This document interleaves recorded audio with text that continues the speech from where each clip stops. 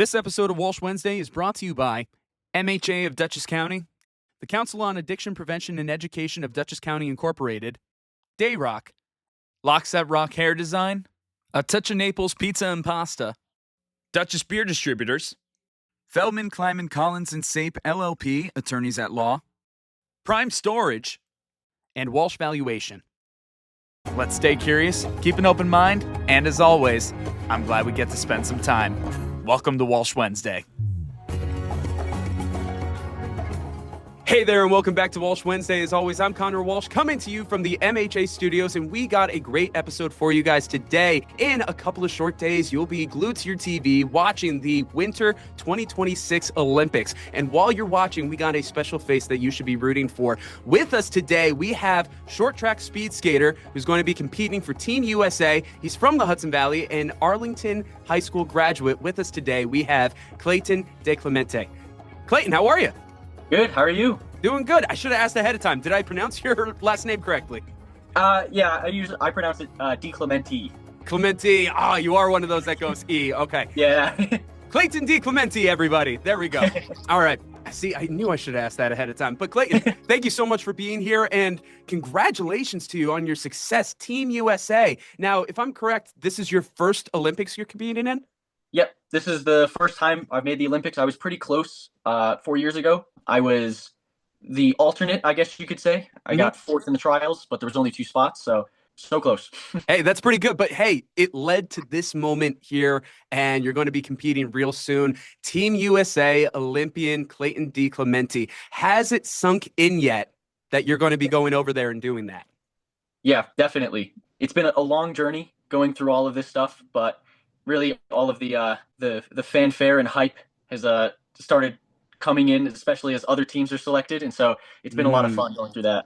Oh, that's cool. Speaking about the fanfare and everything, as I was getting ready for this episode, you have a little bit of a fan club going on. If I'm not mistaken, Clayton Turns Left, something that your mom started up. You want to talk about that for a second? Yeah. So she originally started it just to keep, family and friends kind of in the loop of when I was racing, just so that I wasn't asked all these questions as I was trying to prepare for competition during the World Cups. So she's been steadily growing a little bit of a fan page and just kind of keeping everyone up to date in what I've been up to.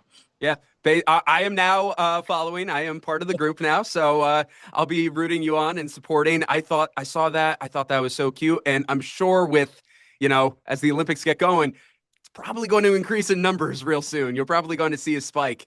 And the name of your fan group, if I read correctly, the DeClemente Diehards, right? Yeah. Yeah, my friends came up with that during one of the, means nothing competitions, I guess, the Desert Classic out here, just to kind of, get into it for racing for the season. They wanted to go, huge, get, shirts printed and make signs and everything. So they came up with that a couple years ago. Oh, that's awesome. No, I saw those shirts. They're looking good. And honestly, let's try to get the word out on that. Guys, people listening out there, order them now so you can get them by the time he competes. When are you competing? The 10th, 12th, and 14th? Get them now. Order now. No, but that's fantastic, Clayton. I think that's awesome. We'll have the links in the description so people can follow along and they can go left with you. Clayton Turns Left on Facebook. Honestly, I think that's so cool. Now, I hear the word Diehard. I'm going to go off on a tangent here for a second. Are you a fan of the Diehard series? I have watched the first movie. Okay. I usually, the movies that I watch are the ones that are on the plane, because that's the most amount of time that I have that I'm sitting and not doing much. So I'll just, beginning of the flight, I'll just kind of look through everything. And I saw that Die Hard was one of the movies, and I was like, I haven't watched this one yet, so I'll watch this one now. Was that a recent watch then, or was that a couple of years ago? I think sometime last season. Last season? Okay, sounds good. Wow. So yeah, with training and traveling and everything, you probably don't get a lot of time to check up on all the movies unless it's on an airplane. Yeah. On an airplane, the way that movies were made to be watched, for sure. No, but that's great though. Here you are, you're living your dream, you're traveling. It doesn't get better than that. If that means you have to watch a movie on an airplane, so be it. Am I right? Yeah. So let's take it back a little bit. Obviously, everybody's going to be watching you come February 10th, 12th, and 14th. You're going to be competing in the 1,000 meter and the 1,500 meter, if I got that correct. But Yep. before all that, you were just some kid here in the Hudson Valley, originally into hockey. It was hockey first before you got into speed skating, correct? Want to Yep. tell us about how you got like involved and how that just kind of snowballed over time?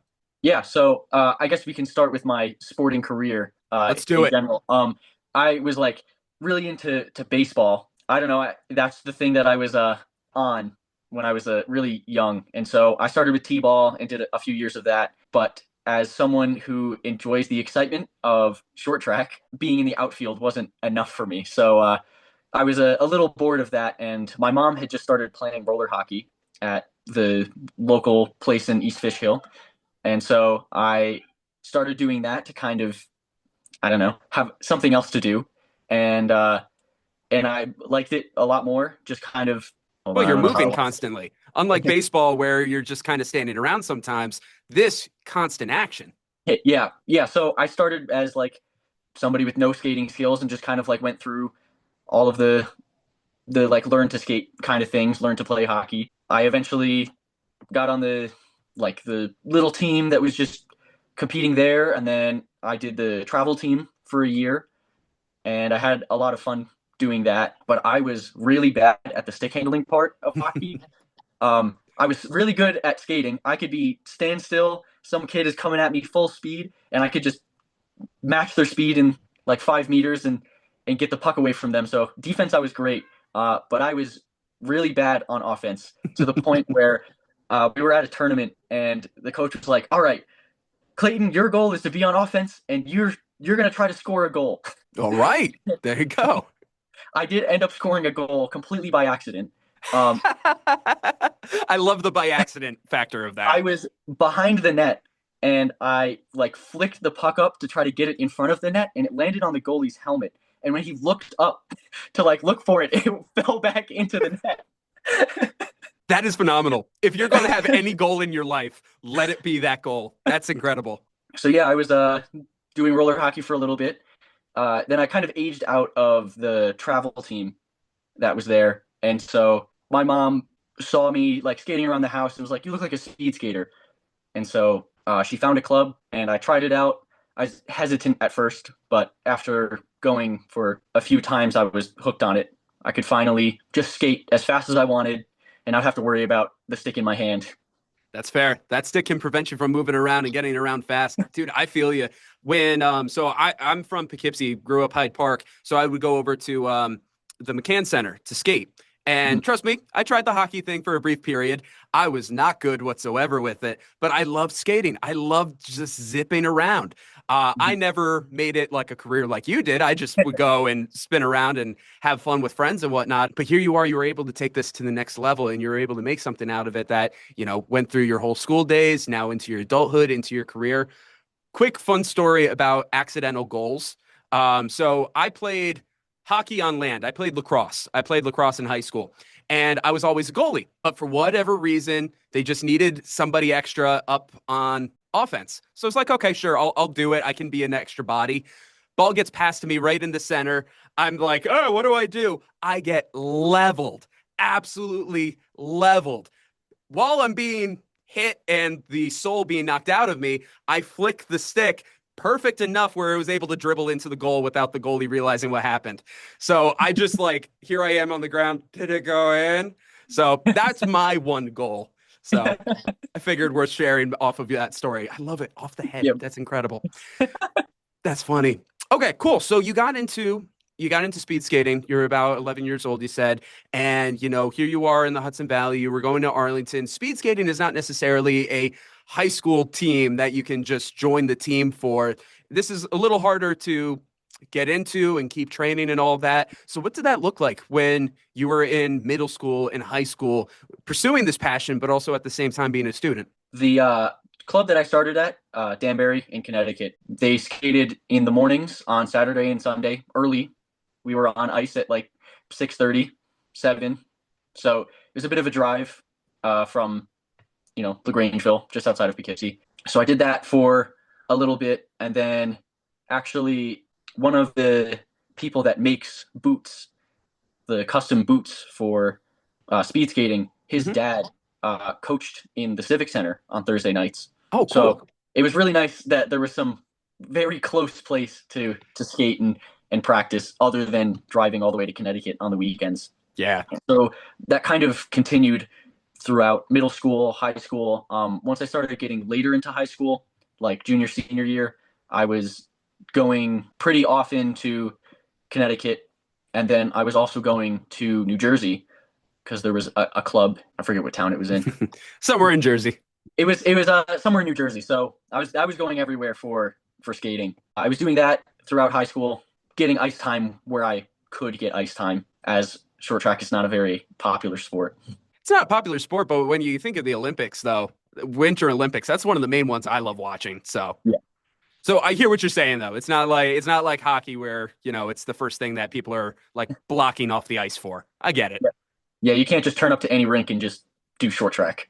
Nah, it's a little tough. You'd see all the guys in the hockey pads. It's like, who's this guy over here? No, but that's cool. So you're able to really pursue this, and you graduated from Arlington in 2017. And if I got my timelines correct, you moved out to Utah, where you're filming right now, in 2019. What was the decision behind that move? Is there like a really good place to train out there? Is this helping you out with your career? Like, what made you decide to leave New York to go pursue this? Yeah, so the coach that was coaching in New Jersey moved out to Salt Lake City. This is where the national team trains. There's a feeder team, kind of, called the FAST team. It is an acronym. I don't remember what the acronym stands for, but It's all good. it's not just we're fast. Hey, if it was, I would get it. But if we can find the acronym in time, Connor in post, put it up on the screen. Yeah. So she moved out to Salt Lake to start coaching, and she suggested that I come out for at least a summer, a couple months, just kind of like train out there. It's full time, like 6 days a week. There's a lot more training that you can do as opposed to just 3 or 4 times a week at random clubs here and there. So I went out in the summer of 2017 and 2019 or 2018. I was out there for a couple months, kind of got the idea of what it was kind of going to be about. And so I got back and I did 1 year of college at Dutchess. I had a lot on my plate doing skating and school, and then I also had a job. And so all three were kind of suffering at that point. So I made the decision that in 2018, I was going to take the year off from school and just really focus on skating and kind of see where my results would get me, and see if that would be enough to justify like the full commitment to skating. And I saw a big enough jump. And so I moved out here in 2019. That's awesome. If you don't mind me asking, was there any specific moment that was like, hey, I made it here, is like, this is what I'm doing? Or would you say it was kind of more like a long-term spread out feeling or decision during that time period? Yeah, I guess it was more long term. There wasn't like any specific results. I guess like for the 500, I'm a distance skater doing the 1,000 and 1,500. Hmm. So the 500 is definitely my weakest distance, but I saw, I think, like a second PB in the 500, which is a pretty big jump in just a year. That's pretty good. So I really saw like the potential, not necessarily the like standings results, I guess. Hmm. And so I didn't want to waste the potential by just saying, all right, well, that's it, I'm done. That's fair, honestly. But it also sounds like here you are, there was definitely the inkling from a very young age that this was something that you were good at. You had the potential to do this and you kept working on it. But it also sounds like it didn't happen overnight. It's like, as any Olympian would say, this is a whole lifetime's worth of training and intensity and all that. So, like, what do you have to say to the level of commitment that you've had to put into your craft? Yeah, it's a lot, and it's a lot of hours, especially for short track. There's just so many things to work on. And so the time that I spent on the East Coast was a really good foundation, I would say. But I didn't really start getting anything for results until I moved out to Salt Lake City and started training full time with 6 days a week and not really having to worry about anything else and just putting everything into skating. And I saw some really big jumps in the first year. Yeah, and that's fantastic. So by the time, we get into the 2020s, you're really competing and you're really starting to see a lot of that growth, a lot of that headway, and even some of those rankings. If I'm not mistaken, you were doing a lot of national championships and international championships within a matter of a couple of years, which that's pretty cool. Do you want to talk about those experiences and like what that was like for you? Yeah, the jump from doing not the best at national races to now all of a sudden I'm racing on a world stage was pretty quick and hard to believe. I moved out to Utah with like a passion and I guess an idea that I could be really good, but I had no results to back it up. And I just did one summer of training really, and then all of a sudden I made an A final in the 1500, and so I all of a sudden was now in the top 10 in the U.S. coming from outside of the top 15. Wow. In a year. And Wow. so there was one person that didn't skate the World Cup in Salt Lake City. And so I was 7th place overall and I got bumped up to 6th. And so I got just added in to the roster since I was here. And I went and skated a 500, which was my worst distance at my first World Cups. But nobody else wanted to skate the 500, so that's what was left. So I skated the 500. It was not pretty, but I came back, I kept working on it, and then kind of the same thing happened in early next year where I was like 7th after the end of our team trials, and some people, due to injury or illness, couldn't go, and they really wanted a relay team in Europe. So with less than 24 hours of notice, they were like, hey, do you want to go to Europe and do a relay? And I was like, oh, okay. Yeah, I'll do that. Yeah, let me just shift my whole schedule and calendar. Yeah, I got this. That is amazing. So what was that like to just within a 24-hour period to be like, oh, shoot, okay, I got to do this now. Tell us about that.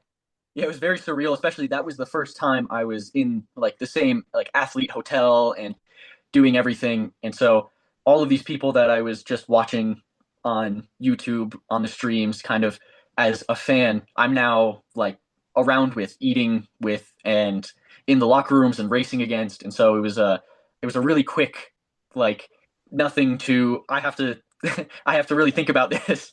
Yeah. What year was that exactly? 2020. That was 2020 of all years too. Yeah. Oh my God. Holy crap. Yeah. So I that was in February. So we really I did those World Cups and then kind of everything shut down. Yeah. So before we get to the shutdown, because I definitely want to talk about that, there's a couple of things that you said there that really piqued my interest. You said how you moved out to Utah with a passion and an idea, but no results yet to show for it.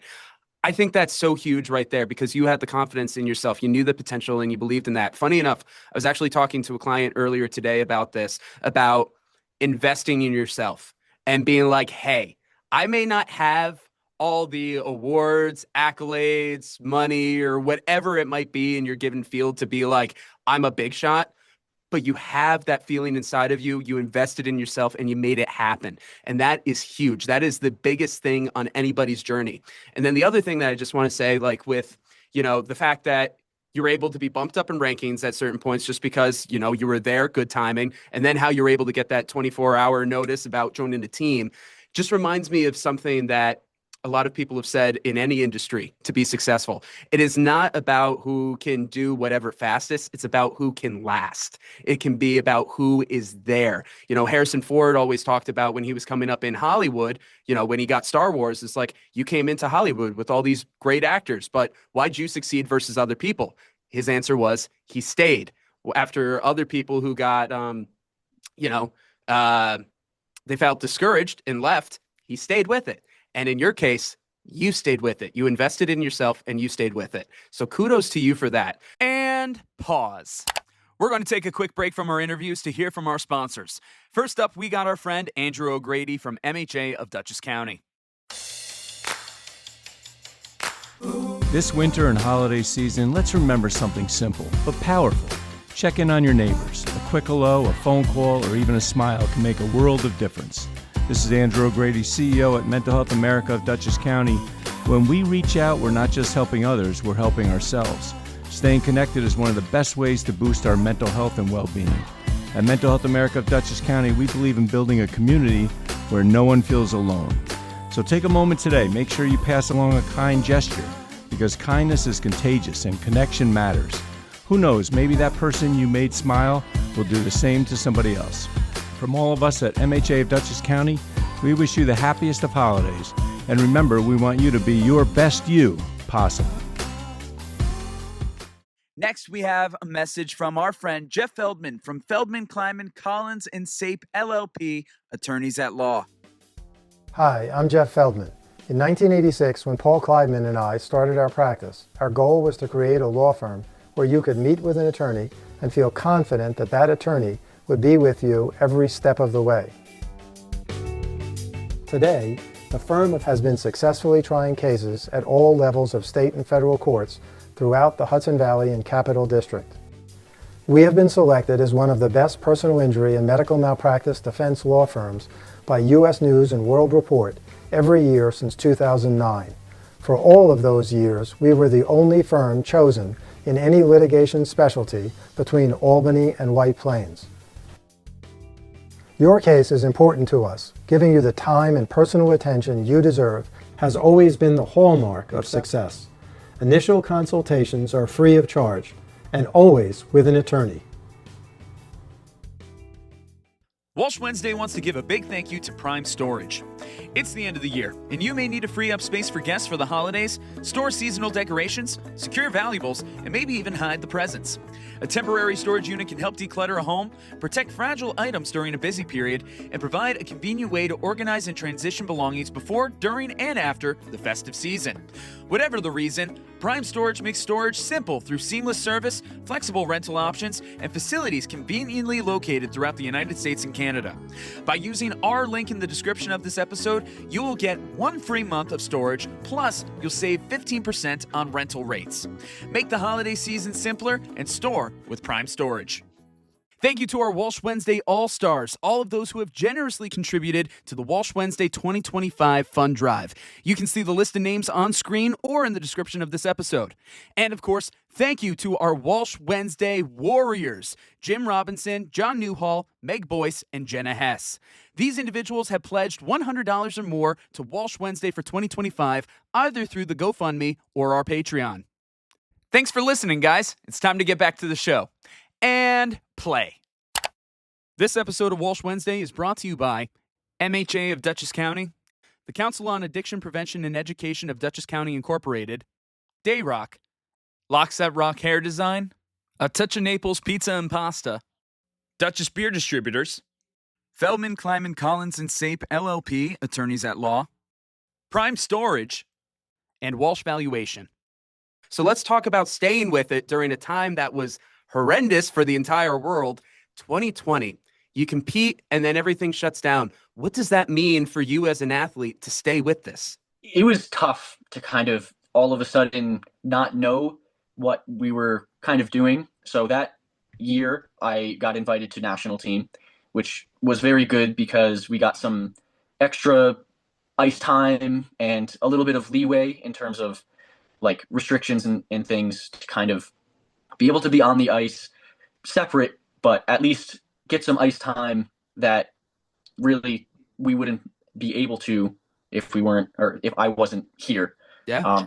So we kind of went through the motions, I guess, of summer training. And as we kept getting closer to the racing season, it was just kind of like well, we might, but maybe we won't have a season.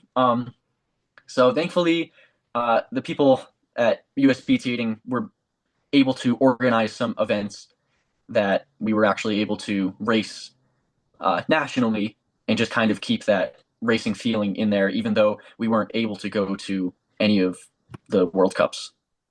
No, understandable, but you guys were able to keep that itch. You were able to stay up to speed on everything. No pun intended. But no, that's great that you guys were able to continue from there. During that time period, that was a time period where it messed with a lot of people's mental health. And here we are, at least I am in the Mental Health America studios. I feel like it's, a good time for me to bring this up. Was there ever like a moment of an identity crisis or a moment of confidence shift when the pandemic happened and you couldn't have all these different tournaments. Sure, you're able to train and you had some looseness when it came to the restrictions during COVID, but that's a huge part of you that you weren't able to do in full that you used to. What was that time period like in that regard? For me, it wasn't as much of a challenge. I didn't really have a, I guess, stake in the world. I kind of did a couple competitions here and there, but nothing was ever like a routine, I guess. Hmm. So I didn't really like miss anything. I was able to train, and Hmm. I really like training, which is good because there's a lot of training in short track. I was going to say you kind of need it. um, and so I was able to just kind of keep the routine going with training, I guess. Nice. No, glad that I was able to work out. It actually sounds like it was a very productive period of your life then. So that's awesome. So again, you're going to be competing in a couple of weeks from now. So that's going to be insane. And you're going to be doing the 1,000 meter and the 1,500 meter. You've mentioned already how the 500 meter is your weakest. You're not doing that. So very good on you. But for anybody who doesn't quite understand why one could be weaker or stronger than the other, do you mind kind of going into the differentiation between the different events? Yep. So much like running, there's people that specialize in each distance. Like you wouldn't have a 100-meter person doing an 800. So it's somewhat similar with skating. There are people that are like very good all around. I'm not much of a sprinter. I really haven't ever been. I really like being in control of like my speed. And so some people will just send everything they have into a turn and hope that it works. I don't really do that. So I'm more geared for the longer distances. They're a little bit slower, but there's a lot more strategy and kind of racing that happens with those. You have to pay attention to how everyone else looks like they're feeling. It definitely sounds like it's much more of an endurance thing rather than a short burst of anything. So that's probably one of the biggest things for a lay person to get out of it for sure. So that's pretty incredible. So when I think about something like that, I think of like the way NASCAR has to work as well. If anybody watches NASCAR, kind of similar strategies, like how long can you last, being there in the long run, being strategic about it when it comes to your turns and seeing how everybody's driving. Same way when it comes to being on the ice, seeing how everybody's performing. No, that's definitely incredible to see how it's all going. When it comes to your training, and as you said, you enjoy training, so there you go. That's good. When it comes to training, what's something that an average person may not realize that a speed skater really needs to strengthen or work on? Is it like big on the legs? Is it big on the core? Like what would be something that you think like an average person would be surprised to hear about the training? I guess the legs is the big thing. You need your legs to be really strong. Core too. Everything is about stability and being able to really feel comfortable at certain speeds so that you're able to make moves in racing. We do a lot of cross training with cycling, just because it's kind of the same muscle groups in your legs, and also is really good for your cardio. And so during the summers, we'll have a lot of bike trainings that go up the canyons. We Oh, utilize all the jeez. mountains in Salt Lake City. Oh, And so we bike up the canyons during the summer. that sounds intense. Oh my gosh. That's hurting my legs just listening to you talk about that. But that's pretty cool though. So I'm sure you get to see a lot of great like landscapes when you're doing that. And I know with all the competitions that you have to do, you've had to travel a lot all over the place, all over the country, and now at this point, all over the world. What would you say is something that you've gotten the most out of with all of your traveling? Just how, I guess, different and also the same everywhere is. Kind of people have to live, and I found that like people live more or less the same way, especially with the internet. So everything Yeah. kind of trickles out to every country basically. And so it's really cool to see all of the differences in all of these countries. Yeah. And then also, as you said, the fact that we are connected with the internet and there are certain things that we can connect with, it just goes to show you is like we're a lot more alike than what some people may lead us to believe, you know, and I think that's pretty impressive. So going to, you know, you're going to be competing the Milano Cortina 2026. This is not your first time in Italy because you actually just competed in Italy prior to this, right? So how's it feel to now go back as an Olympian? It was really important to have that test event last year to kind of get familiar with the venue so I won't have any surprises in that sense. I know everything will be more, is what everyone keeps saying. So it's just everything that there was. There's more people, more media, more kind of security and restrictions on some things, but then there's also more to do. Does that intimidate you or does it excite you? I'm excited. Nice. Nice. I don't know. As a performer myself, I'm always excited when there's more. So it's like it just kind of gets you going, makes you feel more in the element. It seems like you're very similar in that case. Yeah, I really like experiencing new things and just trying things out. So it's really fun to go travel the world, try everything out that I can, Yep. and especially at the games, kind of just really immerse myself in it. No, for sure. Speaking about immersing yourself in something, while you're there in Italy, I saw on your player profile of just how big of a pasta fan you are. What was it like when you were there in Italy originally, getting to take in all the cuisine? Yeah, it was really nice. The first night, me and my teammate just went out and found a really good pasta place that they hand make everything. Oh. Um, it was really good, and so I pretty much spent every single night going out and eating, except nights before race days. hmm Um, a lot of people were saying that the food at the hotel was bad. I was like, I, I don't know. I'm not there. You were out enjoying it all. You were taking advantage of anything you could. Dude, that would be me. I've been on business trips, school trips, or whatever. They'll be like, Where's Connor? And I'd be off just like doing something off the beaten path. But that's the fun stuff. That's Yeah. the fun stuff about it. So that's cool that you got to experience that. Well, if you can, it sounds like there were a lot of good dishes. Was there any particular dish that really just stood out and was just like, got the senses? I had some really good risotto. It's the Milan's kind of dish, I Yeah. guess. That's the dish for the area. Yeah, big staple So over there. yeah, so I have some family friends that live in Italy, Oh, and they kind of took me to some of the really good places. oh, that's fun. That is fun. That's a great way to experience all of it and way to get out of the hotel, way to enjoy it all. That's really sick. So I want to step away from the Olympics for a second. I want to talk about Clayton, the person, Clayton, the dude, Clayton, the guy. Something that we share. You're really into cars, I've learned. And in the last several years, I've become very big with like the car cruise, car show community as a DJ. I like DJ like practically all the car cruises and car shows in this area now. So I've gotten into all of it. So I just got to ask, like, what's your dream car, man? There's so many. There's so many, and I like really everything. Kind of the first car that I fell in love with was a Toyota MR2. Okay. Um, I found one that was for sale, and that week I got a job so that I could pay for everything for it, and I went to New Jersey with my friend and like got it right away. I didn't know how to drive manual. I drove it like two or three times before that, and so I test drove the car, and then I kind of learned how to drive manual on the way home. The speedometer didn't work. Oh no. The the dash lights didn't work either. But it was so much fun. Oh, that's cool. So besides just driving it, I'm assuming it kind of became a project car for you. Yeah, definitely. There was some things to fix. The radiator was full of some gunk.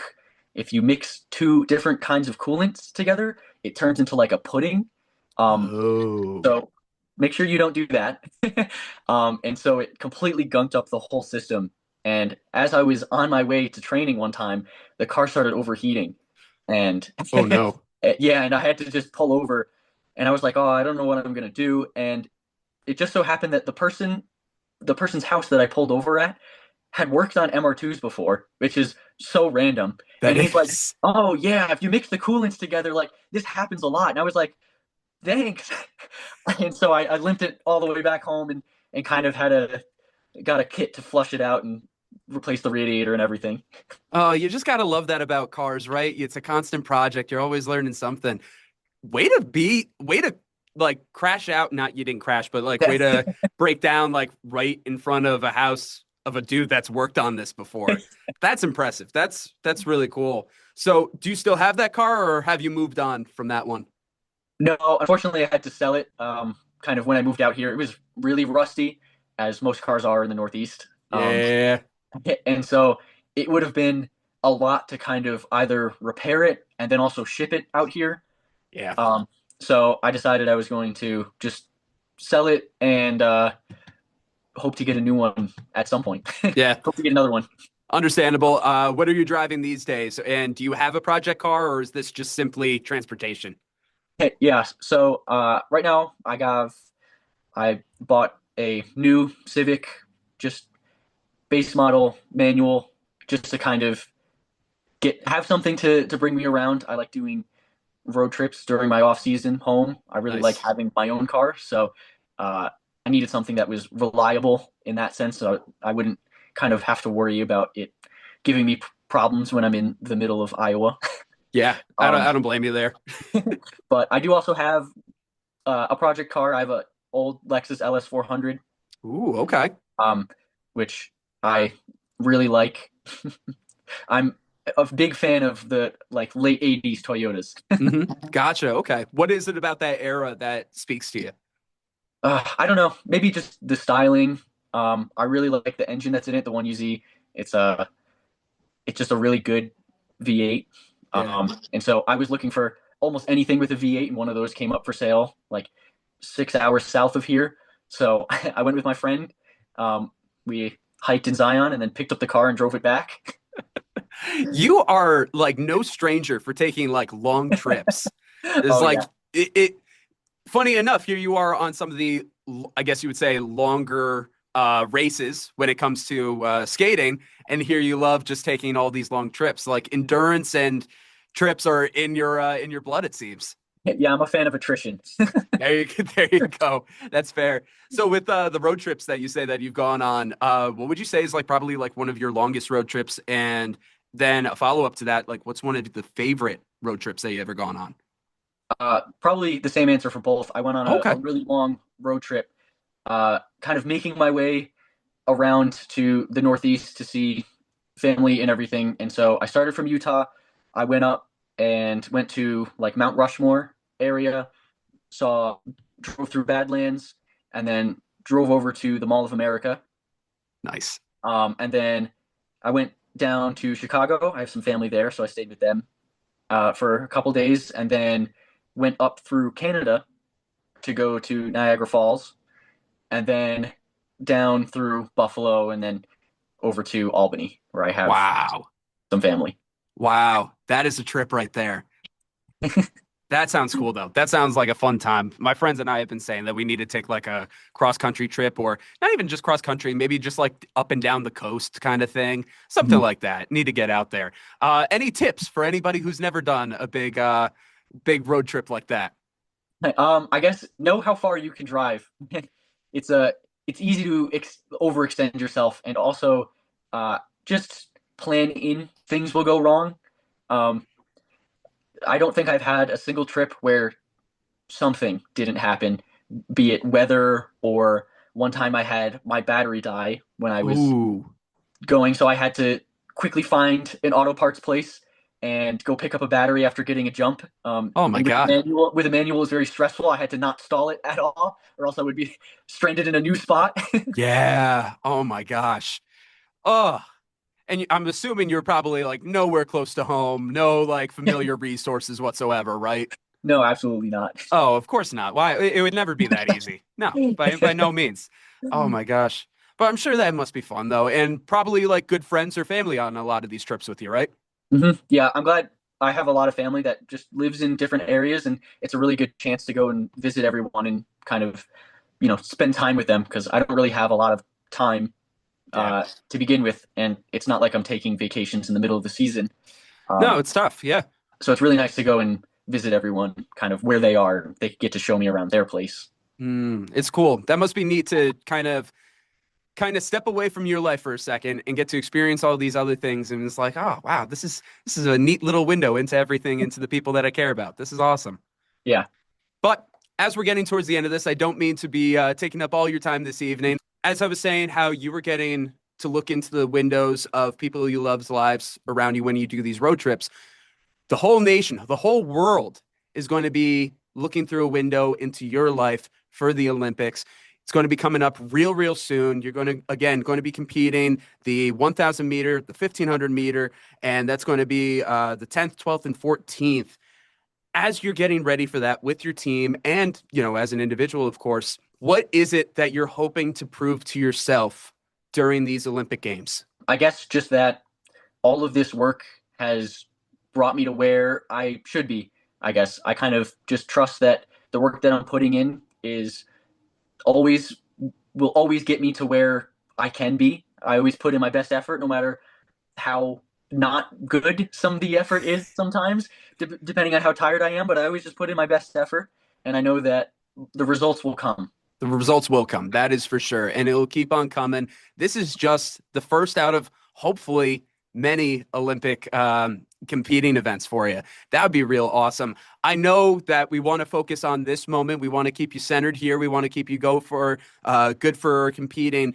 But is there a goal for Clayton DeClemente for the future? Is there something that you were striving towards beyond just this year, beyond this Olympics? Is there something that you are striving to reach, or are you just waiting for the day where you can eat pasta and kind of just chill? Yeah, I mean, I guess like the biggest goal for me would be to be like an overall world champ. Just throughout the season, be the absolute best in something. And I think that's just, that's where my goal is. So I'm always working towards that. There's always smaller goals, but I'm always trying to be as best as I possibly can be. That's fantastic, Clayton. Honestly, this has been a great conversation. We are so excited to be rooting you on and, of course, be joining the Clayton Turns Left Facebook group and becoming DeClemente Diehards. That's for sure. Again, links in the description of this episode so you can stay up to date on that. Clayton, again, thank you so much. And seriously, all the best to you out there. Last question of this all. Do you have any last little nugget that you want to share with the Walsh Wednesday listening audience, to anybody who might be listening to this, to anybody who will be watching the Olympics? Any last little nugget for them? I always like to spread my, I guess, mantra, which is never stop improving in everything that you do. Never really stay stagnant in something, because you can always be a little bit better. You don't have to be the best at something, but you can always try to be a little better. Amen to that. I think that is words to live by, very wise words, and words that we will certainly be thinking about when we're watching the Olympics in just a few days. Clayton, thanks so much for being here. Thanks so much for having me. I'm Connor. I'm Clayton. And as always, we're glad we get to spend some time. And that's a wrap on this week's episode.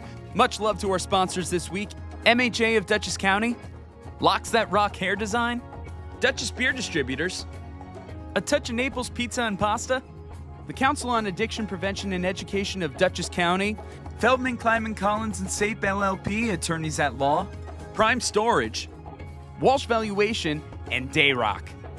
Thank you to our Walsh Wednesday All-Stars, all of those who have generously contributed to the Walsh Wednesday 2025 Fund Drive. You can see the list of names on screen or in the description of this episode. And of course, thank you to our Walsh Wednesday Warriors: Jim Robinson, John Newhall, Meg Boyce, and Jenna Hess. These individuals have pledged $100 or more to Walsh Wednesday for 2025, either through the GoFundMe or our Patreon.